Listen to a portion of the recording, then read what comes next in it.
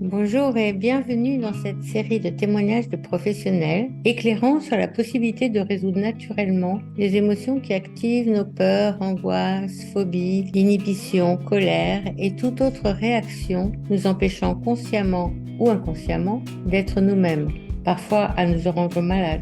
Ces entretiens sont réalisés afin de partager au plus grand nombre la possibilité de prendre conscience que l'on peut agir rapidement et de façon bénéfique, en autonomie ou accompagné par un professionnel, sur nos émotions délétères et ainsi ne plus se laisser gouverner par nos peurs. Au fil des podcasts, vous découvrirez différents sujets d'utilisation de la résolution émotionnelle, aussi appelée RE, à retrouver sur la chaîne YouTube de l'APES, l'Association des praticiens en santé émotionnelle. Bonne écoute. Bonjour Anne-Marie. Bonjour Sophie. Merci Anne-Marie d'avoir accepté de témoigner. Alors Anne-Marie, tu vas nous parler des bénéfices d'utiliser la résolution émotionnelle pour la prise en charge des personnes souffrant de troubles ORL. Alors de quels troubles s'agit-il ? Particulièrement des personnes qui souffrent d'acouphènes, de vertiges, de misophonie, de surdité brusque. Ce sont des troubles fonctionnels, effectivement. D'accord. Et je vais te proposer de te présenter. J'ai une formation d'ORL et de psychothérapeute aussi. Et j'ai arrêté de la chirurgie en 95 pour n'exercer que la psychosomatique en ORL pour les patients qui échappent à tous les traitements classiques, médicaux et chirurgicaux. Et j'ai utilisé toutes sortes de thérapies. Je me suis formée à ces thérapies. Je les ai pratiquées pour moi-même. Il y a l'analyse transactionnelle, les thérapies comportementales et cognitives, notamment les techniques d'affirmation de soi pour régler les conflits interpersonnels, l'EMDR, parce que des patients échappaient aux thérapies précédentes, et j'ai essayé de trouver comment les traiter, parce que j'étais en échec, ils avaient vécu des choses trop difficiles. Donc voilà, je me suis formée à l'EMDR et j'ai utilisé le MDR pendant des années. Et ensuite, je me suis formée à la résolution émotionnelle et surtout donc Tipeee, mais surtout MRES. Et j'ai pris ma retraite en 2013. Désormais, je pratique uniquement la psychothérapie intégrative, c'est-à-dire en utilisant, en fonction de chaque patient, les thérapies qui leur conviennent à un moment donné des entretiens. Mais surtout, MRES et la cohérence cardiaque. D'accord. Alors, est-ce que tu peux nous parler des bénéfices pour les personnes que tu accompagnes ? Le bénéfice, enfin surtout la façon dont je travaille actuellement, où j'essaye de rendre les personnes le plus autonomes possible, en leur apprenant donc comment pratiquer la cohérence cardiaque et MRES en instantané quand une émotion surgit. Et plus elles pratiquent comme je leur indique, et plus rapides sont les résultats. D'accord, donc ça agit complètement sur les symptômes ORL, quels qu'ils soient. Voilà, disons que je ne traite pas le symptôme, mais je traite ce qui l'entretient, et notamment donc l'état émotionnel. Ça leur permet donc de mieux supporter le stress, d'améliorer les conflits et de résoudre les conflits. C'est-à-dire dans la mesure où les émotions disparaissent, les personnes peuvent mieux se montrer telles qu'elles sont, et du coup elles sont en accord avec elles-mêmes et les émotions disparaissent petit à petit. Et quand on traite les émotions, les symptômes, au fil du temps, s'atténuent jusqu'à disparaître pour certains, complètement, pour la plupart. Mais déjà, rien que le fait de ne plus ressentir les émotions désagréables, les personnes se sentent nettement mieux dans leur vie et elles sont satisfaites. Voilà, ce que je voulais dire, c'est ça, c'est qu'elles ressentaient de la satisfaction. Même si le symptôme est là, mais elles vont me dire, il ne me gêne plus. Et donc, tu veux dire que ça agit effectivement sur les acouphènes, sur les syndromes de Ménière. Ben oui, et dans le Ménière, je me suis rendu compte que la maladie de Ménière, telle qu'on la décrive, que les experts la décrivent, moi je la vois d'une autre façon, mais c'est ce qui est dans les livres, C'est-à-dire, c'est l'association vertige, acouphène et surdité de perception. Et quand les personnes pratiquent la résolution émotionnelle, je peux dire que dès le deuxième rendez-vous, elles m'annoncent que les vertiges sont beaucoup moins fréquents et moins intenses. Après, bien sûr, tout dépend de la gravité des cas, parce que quand les personnes souffrent de stress post-traumatique, à ce moment-là, il faut plus de temps. Mon repère, c'est quand l'intensité émotionnelle est supérieure à 5 sur 10, à ce moment-là, on envisage des séances de MDR. Mais entre 0 et 5 sur 10, cohérence cardiaque et MRES apportent vraiment de très bons résultats. Il est arrivé que des personnes aient complètement changé en 1 ou 2 séances, à condition de pratiquer à domicile. La cohérence cardiaque, je leur conseille de le faire 3 fois par jour, et MRES chaque fois qu'elles ressentent une émotion. Et alors, quels sont les patients que tu reçois, toi? Moi, je reçois tout type de patients, que ce soit les adultes, les ados, les enfants, les hommes, les femmes, et même étant une femme, je reçois plus d'hommes que ce qui est annoncé pour, par exemple, la maladie de Ménière. On dit que c'est une maladie plutôt touchant les femmes à la ménopause, et moi, je reçois plus d'hommes dans mes statistiques que de femmes. Ensuite, les personnes me trouvent parce que elles ont déjà consulté plusieurs ORL et elles vont chercher sur Internet et trouvent mes blogs et où j'annonce aussi la publication d'ouvrages sur le sujet en psychosomatique. Et donc, certaines ont lu mes livres et il y en a même plusieurs qui ont acheté plusieurs livres pour les offrir aux ORL qui ont dit qu'il n'y avait rien à faire.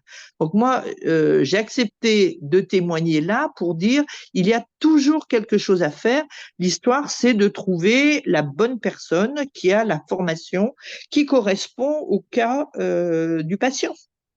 Oui, c'est ça. En fait, ils viennent te voir effectivement parce qu'on leur dit qu'il n'y a pas de solution. Et il n'y a pas de solution et en fait, c'est pas vrai du tout, quoi. Alors, ce qui se passe souvent aussi, c'est que les médecins, comme recours, ils ont les antidépresseurs et les tranquillisants. Sauf que pour les personnes qui ont des acouphènes, les tranquillisants et les antidépresseurs sont source d'acouphènes. Donc, on tourne un petit peu en rond. Et ensuite, ce que les personnes ne savent pas, les symptômes, les émotions, elles ont pour cause des sentiments d'injustice, sentiments d'impuissance, ça peut être la colère, ça peut être la jalousie. Les psychologues, les chercheurs ont répertorié pratiquement 300 sentiments différents. Donc, comment traiter la colère, le sentiment d'injustice? Les médecins n'ont pas de médicaments pour ça. Et le traitement, c'est bien la psychothérapie et notamment la résolution des émotions. Moi, je reçois les personnes qui ont échappé à tous les traitements médicaux, même la chirurgie, parce qu'il y a une intervention qui s'appelle la neurotomie vestibulaire. Et moi, j'ai reçu des personnes qui, grâce à la thérapie, n'avaient plus de vertige ou plus d'acouphènes. Et c'était absolument pas nécessaire de les opérer. Alors, c'est vrai que je suis très mal vue. Je veux dire, il y a d'autres solutions que d'intervenir chirurgicalement. Voilà. Tu pourrais peut-être proposer aux ORL de se former à MRES. Mais, mais c'est ce que je fais parce qu'on a un site qui réunit à peu près 4000 ORL et je parle d'MRES depuis que j'ai été formée. Bon, bah c'est super. Tu vois que petit à petit, ça se fait. Puis les Oui, podcasts oui, sont oui, faits oui. pour ça Oui, oui. aussi, pour faire connaître. Parce qu'il faut reconnaître qu'MRES, c'est assez novateur. Tout Ah, va se mais faire. on va y arriver, ça, je désespère pas, hein. Oui, Il il y a faut le beaucoup faire. de choses qui évoluent. Mais Oui, oui, oui, oui. ça va de plus en plus vite. Alors, très bien. Bah, merci beaucoup. Et est-ce qu'il y a autre chose que tu voudrais ajouter, Anne-Marie? Oui, moi, ce que je voulais ajouter, c'est que les personnes qui me consultent ont suivi tous les bilans médicaux. C'est nécessaire parce qu'il y a des pathologies tumorales, inflammatoires chroniques, immunitaires, qui peuvent déclencher les mêmes symptômes. Donc, il faut bien déjà avoir fait le diagnostic et prescrit les traitements adaptés à ces pathologies avant de prescrire une psychothérapie. Alors je dis avant de prescrire une psychothérapie, sauf que si la personne est mal, elle peut commencer une psychothérapie avec vraiment l'intention de réaliser un bilan. Moi, je sais que pour les acouphènes, comme je voulais pas avoir de problème avec mes confrères, à chaque patient, j'ai demandé une IRM. Et j'ai bien fait parce qu'une fois, un patron m'avait envoyé une patiente pour une thérapie une patiente qui n'avait pas suivi tout le bilan complet. Et moi, je lui ai dit, écoutez, je vous reçois en thérapie à condition que vous fassiez une IRM, donc je vous fais l'ordonnance. Et elle a passé son IRM et en fait, c'était un neurinome de l'acoustique. Donc, je me suis dit que j'avais bien fait d'insister et d'être rigoureuse pour, voilà. Je le dis pour les thérapeutes qui reçoivent des patients, de bien leur conseiller de consulter un ORL avant si elles ne l'ont pas fait pour qu'ils puissent réaliser le bilan. Voilà, c'est une sécurité. Oui, bien sûr, parce que l'un n'empêche pas l'autre de toute façon, Mais hein. voilà, l'un Il y a n'empêche pas au l'autre. il y a Donc, si aucune la personne est concurrence. mal, oui, si la personne est mal et qu'elle a vécu quelque chose de difficile et qu'elle souhaite commencer une thérapie tout de suite, pas de raison de lui refuser, Tout à fait. Ce qu'il faut, c'est ne pas passer à côté de quelque chose qui pourrait être grave. qui pourrait être traité autrement. Oui, effectivement. Bien sûr, c'est évident. Et bon, sinon, y a-t-il, des bénéfices pour l'entourage quand tu Oui, oui, oui, bien traites, sûr, bien sûr, bien sûr. Parce que l'émotion, elle diffuse hein, en tache d'huile. Donc, très souvent, l'entourage souffre d'avoir un parent, un ami qui souffre de pathologies chroniques.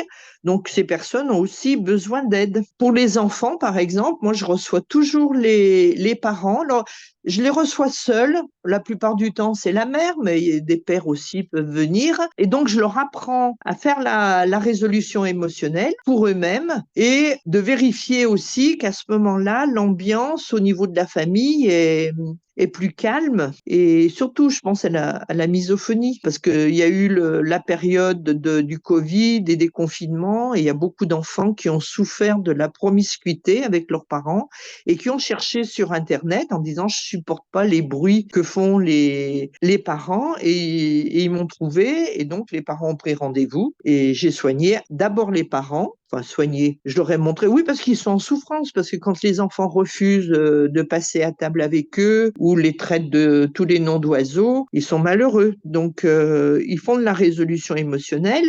Et c'est pour dire aussi que dans la mesure où moi, je vais former l'enfant à la résolution émotionnelle, que le parent n'intervienne pas. C'est-à-dire que si l'enfant sort de table, quitte une pièce, que les parents ne disent pas «Ah, tu vas faire ta résolution émotionnelle» et quand il revient, de pas lui dire «Alors, ça s'est bien passé». C'est-à-dire qu'on n'en parle pas. Ça favorise, ça accélère les bénéfices du traitement. oui, tu peux juste dire pour les auditeurs la misophonie? C'est une intolérance au bruit du corps des autres. C'est tous les bruits de nez, de bouche et d'autres bruits que font tous les humains et les enfants ne supportent pas parce que quand on vit très proche, c'est vrai que la répétition de ces bruits dans le temps devient insupportable. En plus, les enfants, les parents les éduquent, ça ne se fait pas de manger la bouche ouverte, ça ne se fait pas de parler en mangeant, sauf que eux mangent la bouche ouverte et parlent en mangeant. Donc l'enfant a un sentiment d'injustice qui provoque de la colère et donc c'est ce qui est à traiter, c'est les émotions provoquées par ces réactions. Et alors, est-ce que tu utilises la résolution pour toi-même?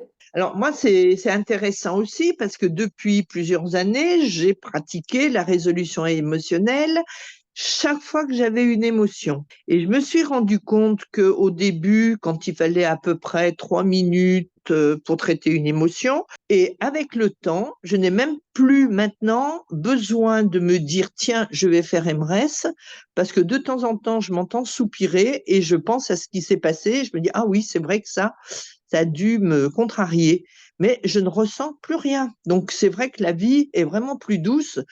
Après, je ne dis pas que je ne pourrai plus jamais rien ressentir, parce que tout dépend quand même de la gravité de la cause. Tu retrouves l'instinctif parce que c'est une capacité de vie. Donc c'est complètement instinctif. Il y a juste que Oui, notre reptilien bloque cette capacité et donc voilà. effectivement, tu retrouves cet instinct. Mmh. C'est exactement ce que je dis aux patients. Je dis, c'est mon cerveau reptilien qui a pris la relève, c'est redevenu automatique. Et alors, est-ce qu'il y a des contre-indications? Non, pour moi, il n'y a pas de contre-indication. La contre-indication, ce serait mon niveau de compétence, c'est-à-dire que je ne suis pas psychiatre et que quand des personnes arrivent avec des troubles psychiatriques déclarés, moi, j'avoue mon incompétence, c'est-à-dire que c'est pas de mon ressort, quoi.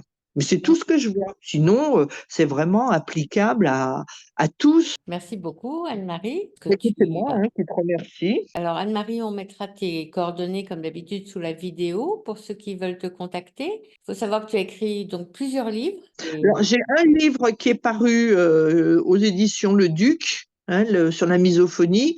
Les autres, il y a des contrats qui sont terminés, donc je les ai tous mis sur le site de bookilis.com. On les achète en ligne. D'accord, bah écoute, on indiquera tout ça. Allez, à une prochaine. Merci beaucoup, Anne-Marie. À une Au prochaine. Au revoir. revoir et puis bonne journée. Bonne journée à toi.